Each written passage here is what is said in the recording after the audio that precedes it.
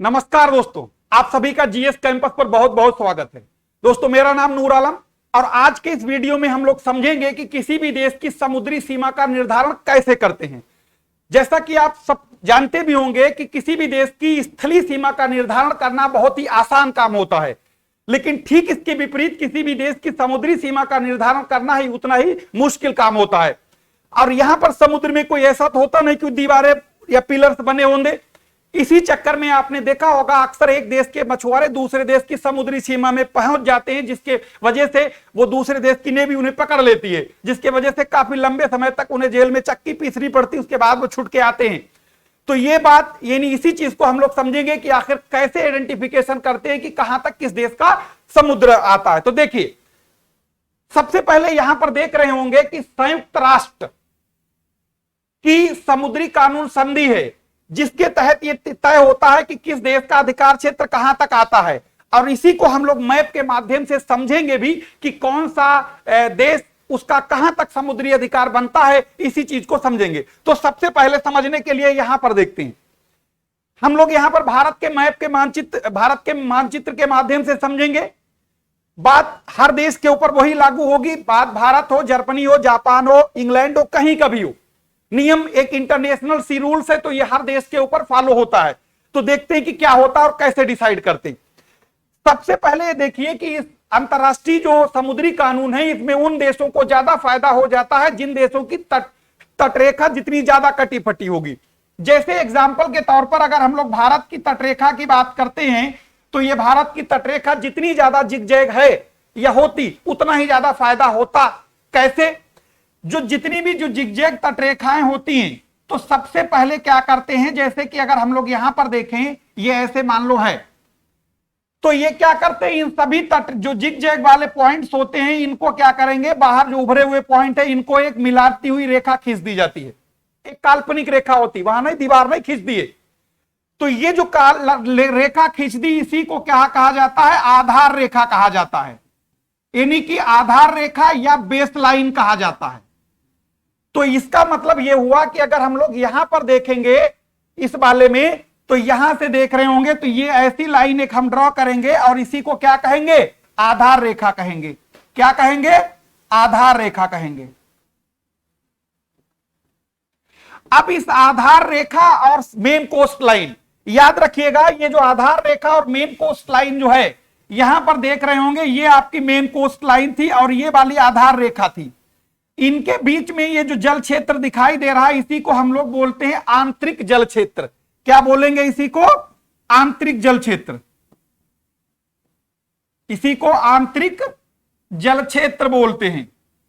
अब ये जो आंतरिक जल क्षेत्र है, जितनी ज्यादा अगर कटी फटी तटरेखा होगी, ये उतने ही आंतरिक जल क्षेत्र ज्यादा होगा और वो इस देश को फोकट में मिल जाएगा, ताकि उसका बंटवारे में कहीं नाम ही नहीं आएगा। वो तो आंतरिक जल क्षेत्र है, जो बचा हुआ उसे बांटो, ये तो हमारा है। तो ये आंतरिक जल क्षेत्र हो गया और ये हमारी हो गई आधार रेखा।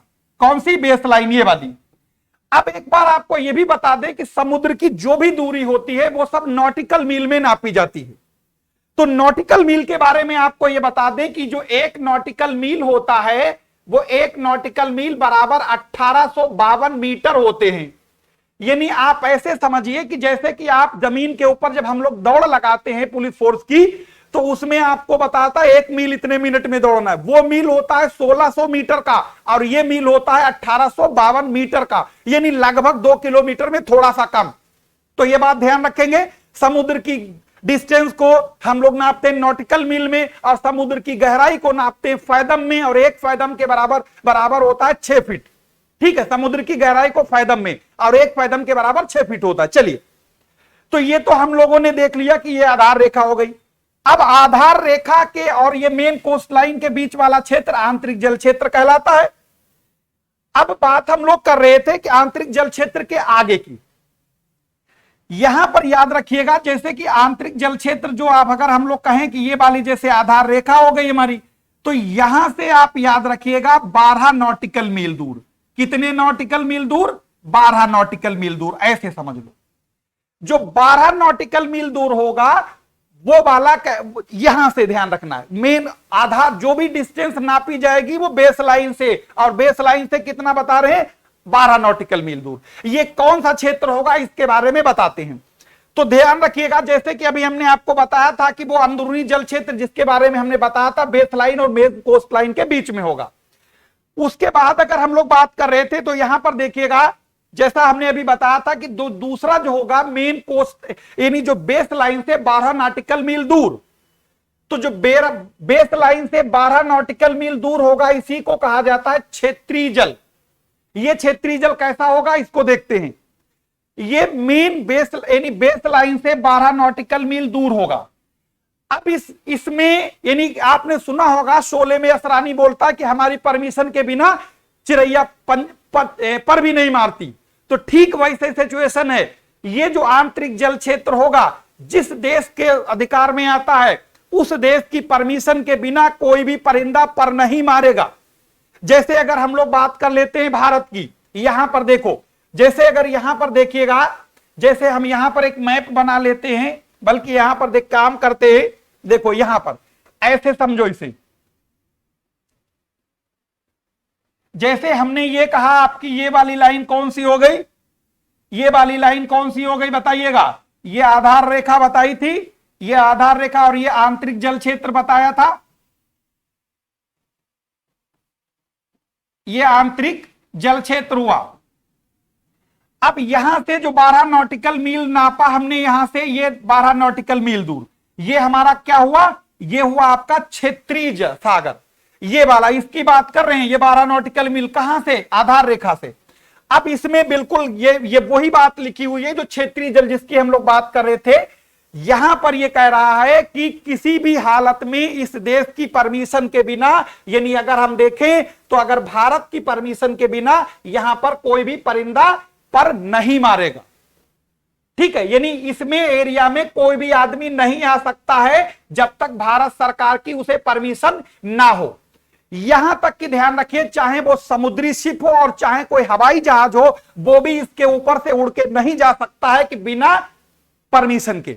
तो क्षेत्रीय सागर समझ गए होंगे, उम्मीद करते हैं कि जो आधार रेखा होती है उससे 12 नॉटिकल मील दूर होता है, और इसमें जो है कि जिस देश का यह क्षेत्रीय सागर होगा उस देश की परमिशन के बिना कोई भी इसमें परिंदा पर नहीं मारेगा किसी भी हाल में। ठीक है, तो यहां जैसा आप देख रहे होंगे, पढ़ भी लीजिए, बहुत टाइम खराब होगा इनमें अगर पूरी डिटेल इसको पढ़ के सुनाएंगे आपको। अगला आता है जिसके बाद हम लोग यहां से यहां से फिर 12 नॉटिकल मील नाप लो, ये वाला, यानी यहां से जैसे कि ये वाला तो हो गया हमारा क्षेत्रीय सागर, ये 12 नॉटिकल मील फिर आगे आ गया, तो इसे क्या कहेंगे, तो जरा देखो यहां पर अगला होता है जिसे हम लोग बोलते हैं संलग्न क्षेत्र या निकटवर्ती क्षेत्र। ये वो क्षेत्र होता है जो 12 नॉटिकल मील जो हमने हमारा जो क्षेत्रीय सागर था उसके आगे की बात, यानी कि अगर हम इसे समझे यहां पर, तो देखो यहां पर ऐसे समझ सकते हैं, जैसे देखिएगा, ध्यान से सुनिए, जैसे ये वाला यहां पर देख रहे होंगे, इसे हमने मान लिया ये हमारी बेस लाइन है, कौन सी, ये आधार रेखा हो गई। ठीक है, उसके बाद हमने ये कहा था ये 12 नॉटिकल मील हमारा क्या हो जाएगा, ये वाली लाइन, ये हो जाएगा क्षेत्रीय सागर, क्या हो जाएगा, क्षेत्रीय जल, और ये क्या बोला था, ये हो जाएगा आंतरिक जल, आंतरिक जल क्षेत्र। तो ये जो हो जाएगा, इसमें किसी भी तरीके का कोई भी परिंदा पर नहीं मार सकता है जब तक इस देश की इसकी अनुमति ना हो। उसके बाद यहां से 12 नॉटिकल मील फिर आगे चलते हैं, कहां से, यहां से, यानी अगर हम लोग यहां बेस लाइन से देखेंगे तो बेस लाइन से 24 नॉटिकल मील होगा, लेकिन यहां से देखेंगे 12 का ये टुकड़ा जिसे क्षेत्रीय सागर कहा गया, और 12 से ये वाला जिसे हम लोग क्या कहेंगे, जिसे अभी हमने बताया भी था आपको, क्या कहेंगे, निकटवर्ती, यानी क्षेत्रीय के बाद क्या आएगा, निकटवर्ती क्षेत्र। ये जो निकटवर्ती क्षेत्र होता है क्षेत्रीय जल से, ध्यान रखना, क्षेत्रीय जल से 12 समुद्री मील दूर होगा, यानी कि अगर हम ये कहें कि बेस लाइन से 24 नॉटिकल मील दूर होगा। अब यहां पर क्या हो सकता है, जैसे कि यहां पर देखें आप लोग, यहां पर जैसे हम बात कर रहे थे, यहां पर हमने कहा था कि कोई भी बंदा यहां पर किसी भी हालत में नहीं आ सकता। यहां से आपका कोई भी हवाई जहाज या समुद्री जहाज अगर गुजरता है, आ सकते हो, लेकिन बिना आपको टोल टैक्स दिए नहीं जा सकते हो। जैसे कि हम लोग रोड पे जाते हैं और वो यूं गिरा देता डंडा, कहता पैसा लाओ फिर निकलो वरना नहीं निकलने देंगे, ठीक है, टोल टैक्स बैरियर बोलते हैं। तो इसी तरीके से इसके ऊपर से ना तो कोई समुद्री जहाज, यानी अगर समुद्री जहाज गुजरेगा तो इस देश को जो जिसका ये क्षेत्र होगा उसे वो बिना पैसा दिए नहीं जा सकता, और अगर समुद्री जहाज है तब भी पैसा देना होगा। यानी इसके ऊपर का जो हवाई एयर स्पेस होगा उस पर भी टोल लगेगा, और यहां का जो जल क्षेत्र होगा उस पर तो लगेगा ही लगेगा। तो कुल मिला के इस वाले क्षेत्र में, जिसे हम लोग कह रहे थे इस वाले की जिसे निकटवर्ती क्षेत्र, तो इसमें आपको बिना टोल टैक्स दिए नहीं जा सकते हैं। हां, आप टोल टैक्स चुकाइए, आराम से जाइए, कोई दिक्कत ही नहीं। तो उम्मीद करते हैं ये दो बातें आपके समझ में आ गई होंगी। उसके बाद तीसरा नंबर पे आता है जिसे हम लोग बोलते हैं, एक नाम सुना होगा आपने, EEZ। इसे बोलते हैं एक्सक्लूसिव इकोनॉमिक जोन, विशिष्ट आर्थिक क्षेत्र। ये क्या होता है जरा देखें। देखो यहां पर देखेंगे, विशिष्ट आर्थिक क्षेत्र का मतलब यह होता है कि जो, जैसे कि अभी हमने यहां पर आपको फिर बता दें एक बार ऐसे करके, ये हमारी बेसलाइन थी, ये वाली ये बेसलाइन थी। उसके बाद इस बेसलाइन से 12 नॉटिकल मील दूर ये हमारा क्या हुआ, क्षेत्रीय सागर हुआ।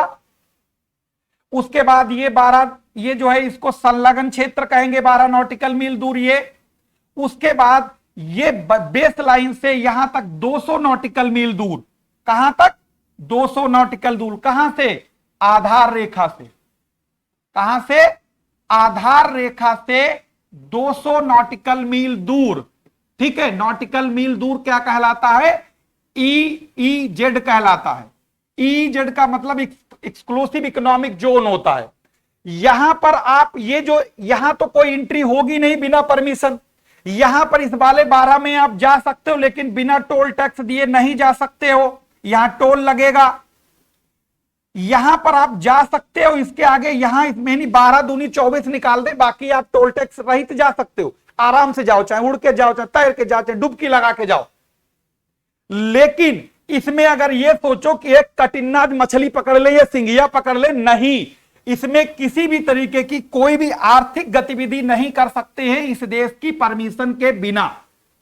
यानी इस देश का जो EEZ होगा, जो कि आधार रेखा से, सॉरी, आधार रेखा यानी जो हमारी बेस लाइन होगी उससे 200 नॉटिकल मील दूर की जो हम लोग बात कर रहे थे, वहां से जो होगा उसमें आप किसी तरीके की कोई आर्थिक क्रियाकलाप नहीं कर सकते हैं। जैसे कि यहां पर देखो, अब इस बात को समझो एक मैप में, जैसे कि हमारी ये कोस्ट लाइन है, यहां पर ध्यान से रखना है, सारी चीजों को एक बार रिवीजन भी हो जाएगा। ये हमारा हो गया आधार तल, ये कोस्ट लाइन, सॉरी, ये कोस्ट लाइन हो गई हमारी।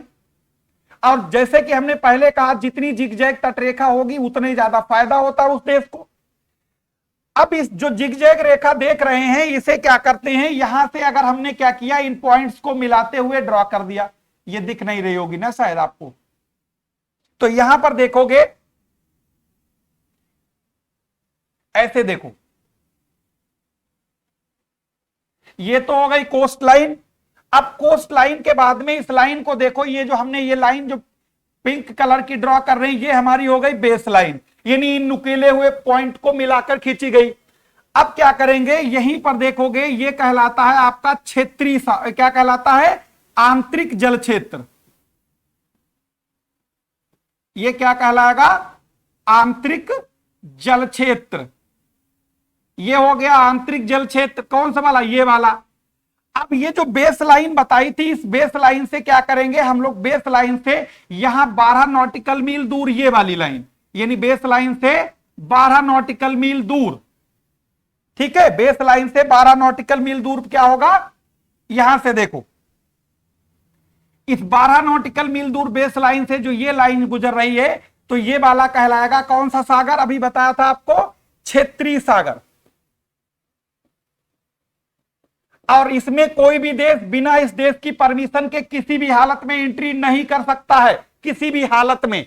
उसके बाद यहां से जो 12 नॉटिकल मील और आगे आ जाएंगे, तो वहां पर उसे कहा जाएगा निकटवर्ती या संलग्न क्षेत्र। इसको क्या कहेंगे, संलग्न क्षेत्र। तो संलग्न क्षेत्र में आप आना जाना तो कर सकते हैं, लेकिन बिना टोल टैक्स दिए नहीं जा सकते हैं। उसके बाद फिर देखते हैं कि यहां से बेस लाइन से ही यहां 200 नॉटिकल मील जो दूर होता है वो कहलाता है EEZ। उसमें आप मछली पकड़ना, खनिज कोयला निकलना, पेट्रोल निकलना, नेचुरल गैस निकलना, यानी जितनी भी आर्थिक क्रियाकलाप होती हैं वो इस देश की परमिशन के बिना नहीं कर सकते किसी भी हाल में। आना जाना करना है, खूब करो, कोई दिक्कत नहीं। तो उम्मीद करते हैं ये बात आपके यहां तक समझ में आई होगी। अब दूसरी बात, जिस देश के पास बहुत सारे आइलैंड होते हैं उसे और फायदा हो मिल जाता है। फायदा मिल जाता है इसलिए, जैसे आप देख रहे होंगे ये अंडमान निकोबार है। अब अंडमान निकोबार के भी जिगजैग लाइन जो मिलाती खींची जाएंगी वो कहलाएगी आपकी बेस लाइन। फिर वहां से बेस लाइन से फिर 12 नॉटिकल मील, फिर 12 नॉटिकल मील और फिर वहां से 200 नॉटिकल मील दूर। तो इस तरीके से यहां पर देख रहे होंगे ये जितना कलर है ये अंडमान निकोबार का EEZ है। अब भारत का कितना ये देख रहे होंगे। तो इससे फायदा ये हो जाता है जिसके पास जितने ज्यादा द्वीप होंगे उसे उतने ज्यादा समुद्री अधिकार मिल जाएगा। जैसे आप यहां पर उभरा हुआ देख रहे हैं, उसका मेन कारण लक्षद्वीप का होना। अगर लक्षद्वीप ना होता तो यहां पर ये उभरा हुआ आपको इतना कलर नहीं दिखाई देता। तो उम्मीद करते हैं बात समझ में आई होगी। तो अब तीसरी बात जिसे हम लोग बोल रहे थे, जिसे विशिष्ट आर्थिक क्षेत्र कहा जाता है, उसमें किसी भी तरीके की आप कोई आर्थिक गतिविधि नहीं कर सकते हैं। उसके बाद 200 नॉटिकल मील के दूर के बाद आता है आपका जिसे हम लोग बोलते हैं हाई सी। अब हाई सी का मतलब होता है उसमें कोई भी कर सकता, आना जाना कुछ भी कर सकते हैं, वो सबके लिए ओपन होता है। जैसे कि आप यहां पर समझ सकते हैं, जैसे यहां पर देखिएगा, जैसे इस चीज को देखिए, जैसे ये वाला जो आपने देखा, तो यहां पर ये बता दें आपको, जैसे ये हमारी आधार रेखा हो गई। इस आधार रेखा से यहां पर देखेंगे जो 12 नॉटिकल मील डिस्टेंस ये हो गई, ये हो गई 12 नॉटिकल मील दूर। फिर यहीं से देखोगे आप कि 12 नॉटिकल मील दूर ये हो गया, ठीक, ये 12 नॉटिकल मील दूर और ये 12 नॉटिकल मील दूर, और ये बेस लाइन है। उसके बाद यहां से आप देख रहे होंगे ये जो बेस लाइन है इससे ये 200 नॉटिकल मील दूर ये हो गया, ये वाला। लेकिन याद रखिएगा ये जो है 200 नॉटिकल मील दूर यहां से है, आधार रेखा से नॉटिकल मील। अब इस एरिया में किसी भी तरीके का कोई आर्थिक क्रियाकलाप जब इस देश की परमिशन के बिना नहीं कर सकते। बस हाँ, क्या क्या कर सकते हैं एक बार फिर से बता दे शॉर्ट में। तो देखो ये तो हो जाएगा आंतरिक क्षेत्र, इससे कोई किसी को लेना देना है नहीं। ये हो जाएगा आंतरिक जल क्षेत्र। उसके बाद ये वाला जो हो जाएगा इसे हम लोग कहेंगे क्या, क्षेत्रीय सागर, यानी क्षेत्रीय जल क्षेत्र।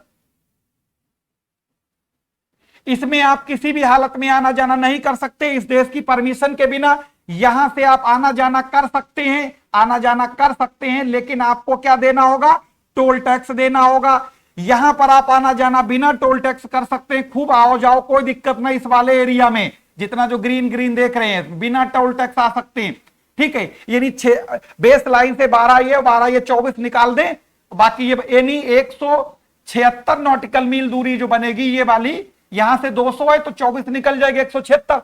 तो 176 नॉटिकल मील दूरी जो है इसमें आप कोई भी आना जाना कर सकते हैं, कोई दिक्कत नहीं। लेकिन कोई भी आर्थिक क्रियाकलाप नहीं कर सकते। हाँ, क्या कर सकते हैं, इंटरनेट की लाइन बिछा सकते हैं, यहां पर कोई क्लाइमेट से जुड़ा हुआ रिसर्च कर सकते हैं, कोई भी चीज खोज यानी कोई भी आप रिसर्च कर सकते हैं, अनुसंधान कर सकते हैं, कि इंटरनेट लाइन बिछा सकते हैं, ये सारे काम कर सकते हैं, लेकिन कोई भी आर्थिक क्रियाकलाप नहीं कर सकते। उसके बाद वाला जो सागर आता है इसी को बोलते हैं उच्च सागर या हाई सी। इसी को उच्च सागर या हाई सी कहते हैं। अब ये सबके लिए बराबर होता है। भारत के यहां से इतनी दूर है, जितना अधिकार इस पर भारत का बनता है, वहीं से यहां से हजारों किलोमीटर दूर अमेरिका का भी उतना ही अधिकार इस पर बनता है। ठीक इसी तरीके से अमेरिका की कोस्ट लाइन 200 नॉटिकल मील के बाद जो हाई सी शुरू होता है, तो जितना अधिकार अमेरिका का बनेगा उतना अधिकार हमारा भी बनता है। यानी ये पूरी दुनिया के लिए ओपन होता है, चाहे मछली पकड़ो चाहे कुछ भी करो, ये सारे लोगों के लिए ओपन होता है। ठीक है। रही बात यहां पर एक दिक्कत की, जैसे कोई पड़ोसी देश जैसे दो आ जाते हैं, जैसे मान लो यहां पर अगर हम 200 नॉटिकल मील दूर है तो श्रीलंका तो अपने में आ गया। तो ऐसी कंडीशन पर ये नियम लागू नहीं होते हैं। जब यहां पर ऐसी होता है तो ये बीच का रास्ता अपना लिया जाता है। जैसे आप देख रहे होंगे श्रीलंका और भारत के बीच में ये लाइन दिखाई दे रही है। तो ये बात उम्मीद करते हैं समझ में आ गई होगी, और हम लोग फिर मिलेंगे इसी तरीके कोई नए एनर्जेटिक, नए बहुत ही जानकारी वाले वीडियो के साथ फिर आपको इसी चैनल पर। धन्यवाद।